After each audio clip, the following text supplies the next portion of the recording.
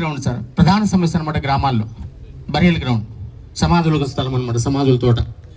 అది ఏమవుతుందంటే మరి ఆ యొక్క సమాధుల తోట విషయానికి వచ్చినప్పుడు క్రైస్తవులకు అంటూ ఒక ప్రత్యేకమైనటువంటి సమాధుల తోట ఉంటే కార్యక్రమాలు చేసుకుని, ఎందుకంటే కొన్ని చోట్ల ఆటంకాలు ఉన్నాయి, స్థలాలు లేక మరి శవాలను పెట్టుకోవడానికి అవకాశం లేకుండా పోతుంది అనమాట. ఎందుకంటే వాళ్ళకి సరైనటువంటి స్థలాల్లో, పొలాలు ఉన్న వాళ్ళు పొలాల్లో పెట్టుకున్నారు, కానీ పొలాలు లేని వారు ఎక్కడ పెట్టాలో ప్రశ్నార్థకంగా ఉంది సార్.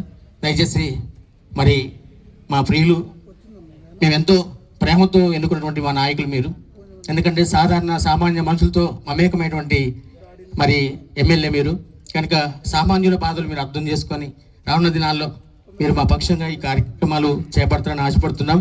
అదే రీతిగా సార్ మరొక విషయం ఏంటంటే మరి వీధి సువార్తలకి, ఎందుకంటే రాజ్యాంగం అందరికీ హక్కు ఇచ్చింది. ఏ విశ్వాసాన్ని ఎవరి విశ్వాసమైన వాళ్ళు కలిగి ఉండొచ్చు, ఎవరి నమ్మకం వాళ్ళకు ఉంది, మత స్వాతంత్ర హక్కు ఉంది. కానీ కొన్ని చోట్ల వీధి సువార్తలకి లేదా ఇటువంటి ఏదైనా సభలు పెట్టుకోవాలంటే ఆటంకాలు ఏర్పడుతున్నాయి సార్. కనుక ఆ సభలు పెట్టుకునే విషయంలో కానీ, వీధి సువార్తలు చెప్పుకునే విషయంలో కానీ మాకంటూ పోలీస్ పర్మిషన్ త్వరగా వచ్చేటట్టు మరి అటువంటి అనుమతులు మీరు అందజేస్తారని మేము మనస్ఫూర్తిగా కోరుకుంటున్నాము.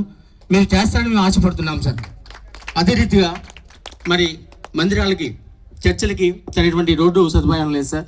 అలాగే కరెంటు సదుపాయం కూడా స్తంభాలు లేవు. మరి వాటికి రహదారులు, సీసీ రోడ్లు ఏర్పాటు చేసి మరి కరెంటు అవసరాలు తీరుస్తారని మేము రూఢిగా విశ్వసిస్తున్నాం సార్. అదే రీతిగా ప్రజాప్రభుత్వంలో ఇందిరమ్మ ఇల్లు వచ్చాయి సార్, కానీ మరి సేవకులకంటూ ప్రత్యేకంగా, అలాగే మరి ఈ సందర్భంలో అందరూ కూడా మనము గుర్తు చేసుకోవాలి. పురోహితులు ఉన్నారు, అలాగే ఇమాములు ఉన్నారు, క్రైస్తవ మరి పాస్టర్లు ఉన్నారు. వీళ్ళందరికీ ప్రత్యేకంగా మీరు జ్ఞాపకం చేసుకోవాల్సింది ఏంటంటే వీళ్ళు కూడా, ఎందుకంటే వీళ్ళు ముందుకు వచ్చి అడిగేవాళ్ళు కాదు సామాన్య ప్రజల్లాగా, కనుక వీళ్ళు కూడా దృష్టిలో పెట్టుకొని ఆ వర్గాలకు కూడా ఇందిరమ్మ ఇల్లు లబ్ధి చేకూర్చుతారని మనస్ఫూర్తిగా మేము ఆశపడుతున్నాం సార్. ఎందుకంటే రానున్న 3 సంవత్సరాల్లో మా పక్షంగా మీరు ఆలోచిస్తారని మేము తోడుగా విశ్వసిస్తున్నాం సార్. ఇంకొక విషయం ఏంటంటే మరి మాకంటూ ఒక ప్రత్యేకమైనటువంటి స్థలము గడిచిన ఎంఆర్ఓ గారి సమయంలో మీరు మాట్లాడితే మాకు బాగా జ్ఞాపకం ఉంది. కనుక ఒక స్థలాన్ని మీరు మాకు కేటాయిస్తారని చెప్పేసి, ఎందుకంటే పోయినసారి హామీ ఇచ్చెళ్ళారు, మేము ఎంతో ఆశతో ఎదురు చూసాం.